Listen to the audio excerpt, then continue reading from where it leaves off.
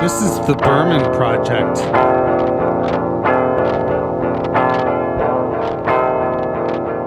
Hey, it's JD here, back at it for another week of opening my ears and heart to the words and musings of the late David Berman as we go through his catalog one song at a time, week over week, to better understand where this guy was coming from so that we can better understand where he went.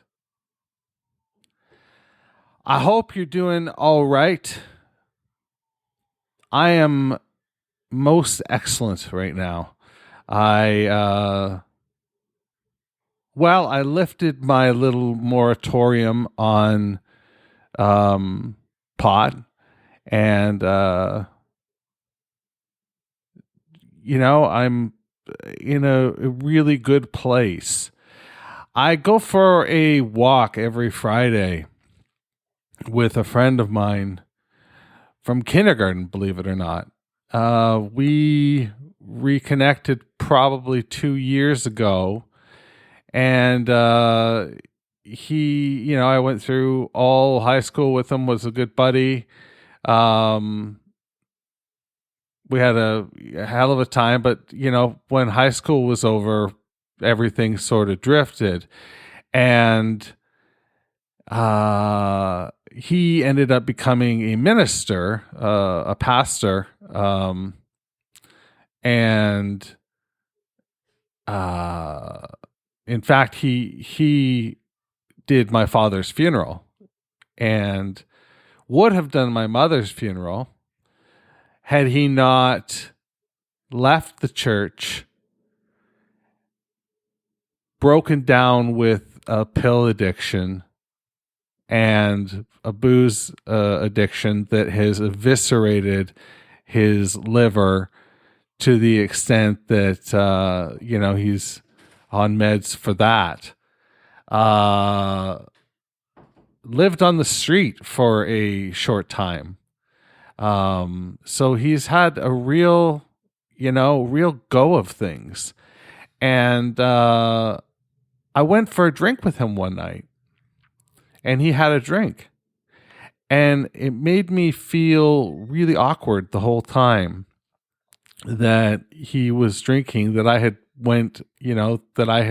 not went out of my way to circumvent this situation from happening. Like, why did I set it up that we were meeting at a pub rather than a cafe or something like that? And I talked to him about it once, and he said, he can't live in a world where there's a punitive sort of vibe going on around these foibles that we have. Being an alcoholic is a real serious foible. He's not concerned about having a drink because he knows he's beaten alcoholism. Now, some of you may be rolling your eyes because there are other schools of thought where it's, if you're an alcoholic, one sip and that's it, you're off the train. But that, I think, is more of a sobriety thing. And sobriety isn't something that Matt talks about. But he's not, getting drunk. He's not living on the streets anymore. He's he's such a fascinating person to talk to and to walk with. And I'm so grateful that he came back into my life. And this is where the story began, is that I smoked some pot. Well, I can say that I am still cutting way back, but I'm trying not to be punitive about this. I don't want this to be something that derails me and sends me spiraling into a situation where I might use this to medicate that situation, or to numb it, as it were, which I've done. I now know that I've done that, and that's real frightening. And I can only imagine the battles that David Berman had, because here we're not talking about liquor and marijuana, but he did in his later days smoke a lot of grass, from what I understand. But when he was admitted to a rehab facility, that was for like crack and fuck, end of sentence, full stop. There's other drugs. There's heroin, I believe, is in there as well, and probably pills. I mean, this is a guy who was singing about smoking the gel off a fentanyl pack years before I ever heard of that occurring in a story I read. So maybe I'm naive. I don't know. But this man battled some serious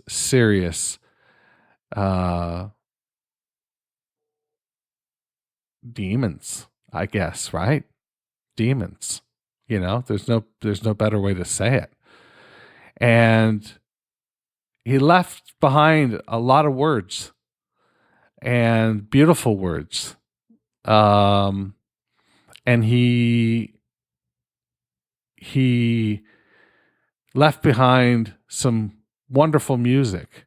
And what we're going to enjoy today is a song called The Walnut Falcon, which incidentally was one of the names that was floated around for, what ultimately became Silver Jews. Yeah, it could have been the Walnut Falcons, right?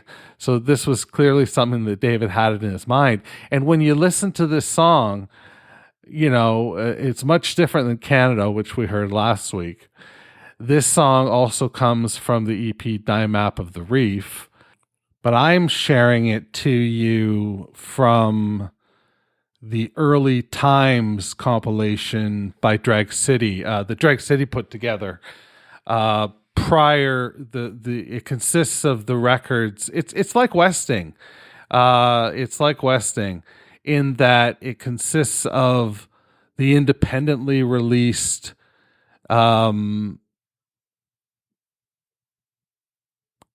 collections, EPs in this case, that were released prior to signing with Drag City, or being released on Drag City. I can tell you that those three are the three of them are Die Map of the Reef, which is what we're talking about in this case, and then the Arizona record. And is that it? Die Map of the Reef and the Arizona record. Yeah, that's actually it. Oh, no, Silver Jews and Nico. There's Silver Jews and Nico, which is a single that came out in 93. So yeah, that's where we're listening to this track from. I don't quite have the means to, track down all that old stuff. It would be cool to have in the collection at some point, but I don't have it right now.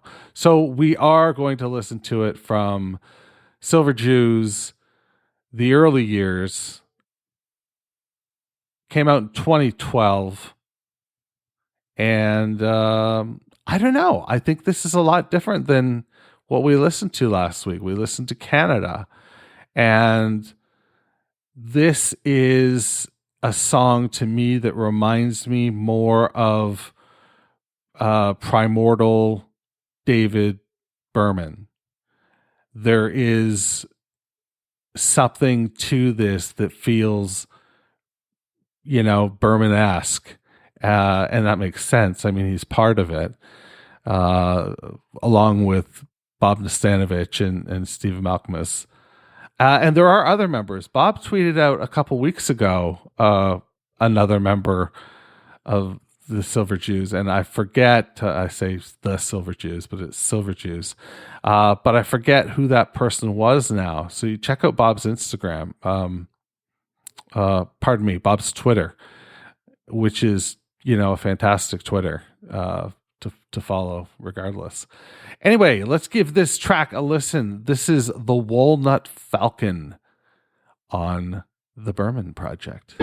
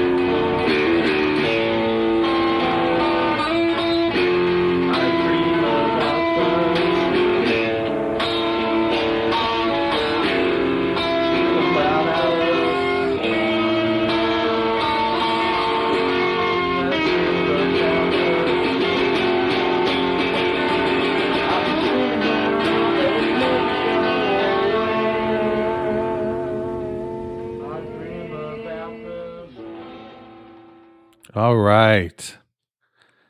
That was the Walnut Falcon by an early, like I said before, primordial version of the band. What do you think? To me, I think back to my days doing comedy, and I think about improv. And, when you have a couple people on stage that both have different agendas, it's tough to make a good scene. And I think there are a lot of elements in this song that are really fucking great. Like that ending, dream about you, dream away. I like it's that first bit with David off the top that reminds me very much of what we're going to get later in the catalog. I would say that the first time we hear SM, I love what he does, but it's almost as though David's on a different spot. Now, listen, this is a band that they weren't a band. They were working and they were blowing off steam at the end of the day. I think their goal was to be a band, like they weren't just fucking around. But this is early. This is like early days, I softened the end of this song because it's got a real hard click. and I did a fade out instead. It doesn't really fade out, but it instead has a really abrasive click that probably comes from clicking the tape recorder or the 4-track that they were using. Yeah, it's a bit of a mess, but there are some wonderful things going on in that song. And are they indicators? I think we know the answer. These guys that were doing this put out a great deal of wonderful work over the years that we've got to enjoy. And yeah, I would say there's some breadcrumbs in this one. So there's that. What are you thinking in terms of your mental wellness right now? Are you happy and you know it? Because if you are, I think maybe you should clap your hands. If you're sad and you know it, well, then you can stomp your feet. The problem is when you're happy or sad and you don't know it, and you don't know what's going on. It's just you're sort of in this dull, just blurginess, and it's a scary place to be. It's languishing. It's just not satisfying at all. And that's, that's shitty. It's a shitty way to live. So if you're feeling that way, reach out to somebody, talk to a friend. And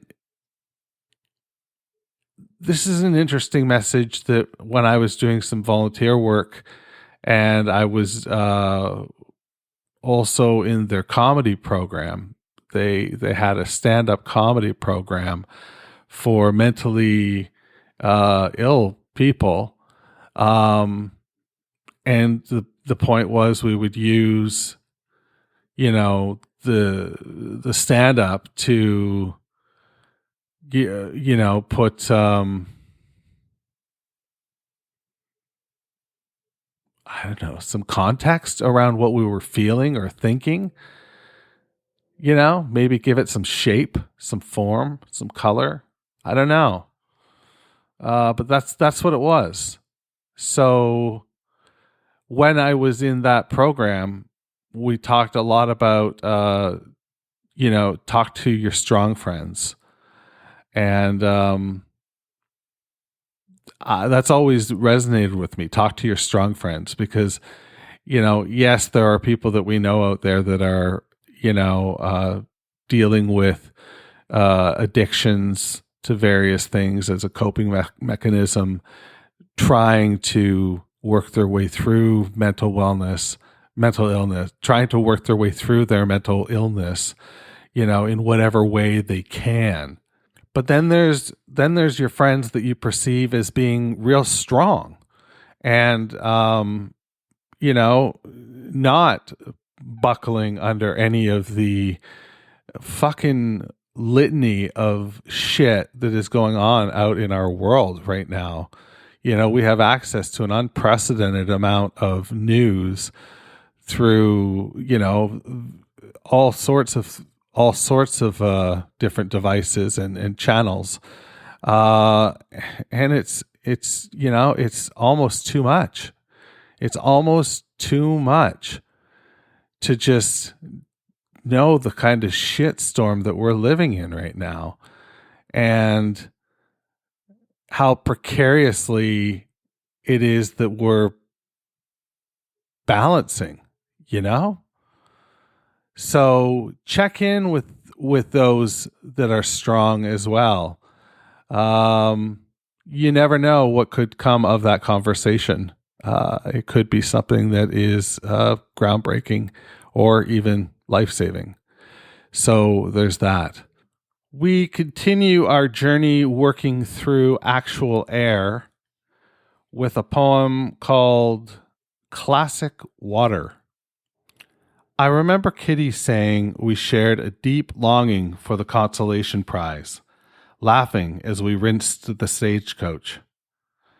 I remember the night we camped out, and I heard her whisper, "Think of me as a place," from her sleeping bag, with the centaur print.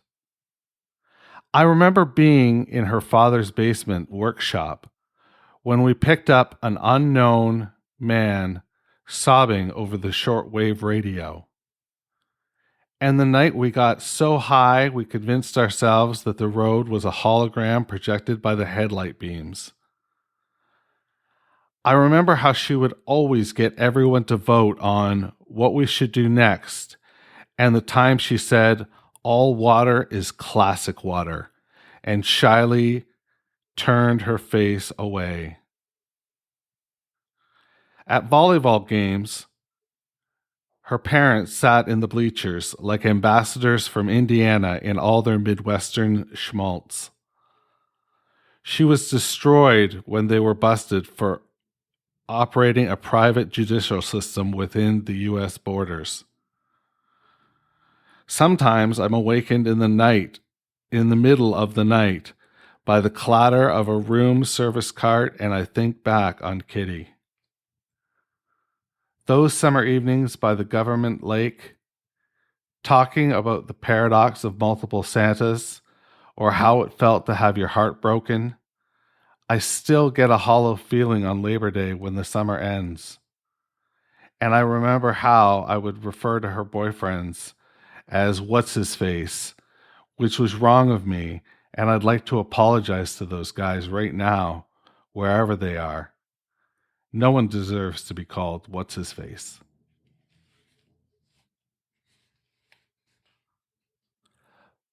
Boom. That is a fucking slap in the face. Like in a wonderful way. Oh boy. Uh this is what I like about poetry, this poem. How do I be more specific about that? I like the layer of the main story that's going on, but we get other things sort of dropped in. Uh, but I guess that's not really even the case because every stanza is about her in some way, is about Kitty. They shared a deep longing for the consolation prize. What a fucking line. Like, put your pen down right then and just, put your feet up. That's the day's work. That's you're done. You're done for the week. You're waiting for your weekly you're waiting for your annual bonus. And you write that line, you put your pen down and you just keep waiting for your annual bonus. That's what you do. That's what you do when you write a line like that. God damn it.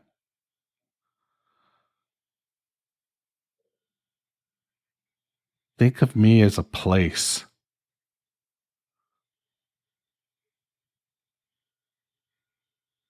Oh boy. Yeah.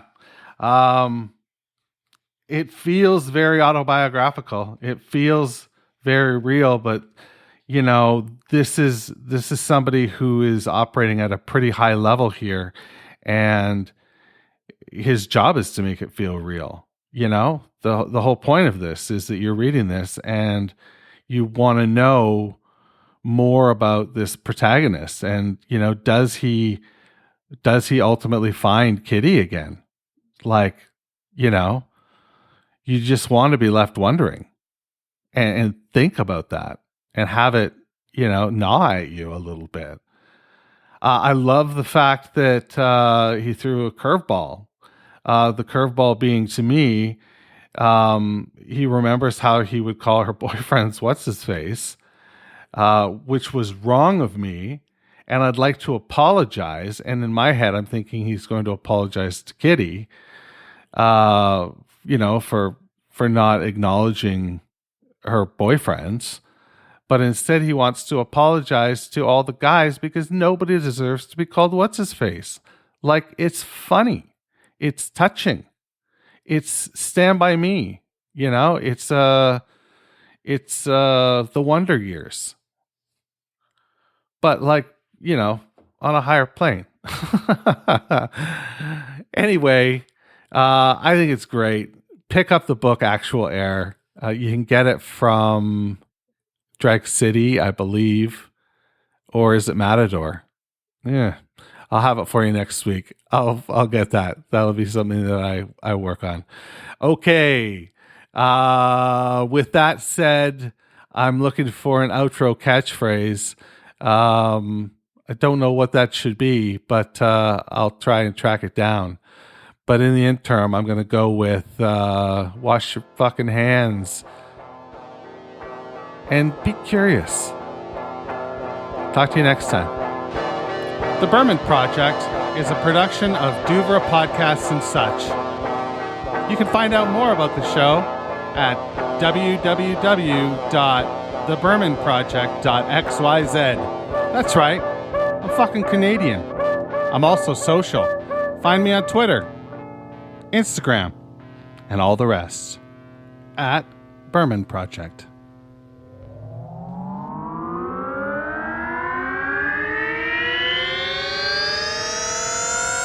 Duvra Podcasts and Such.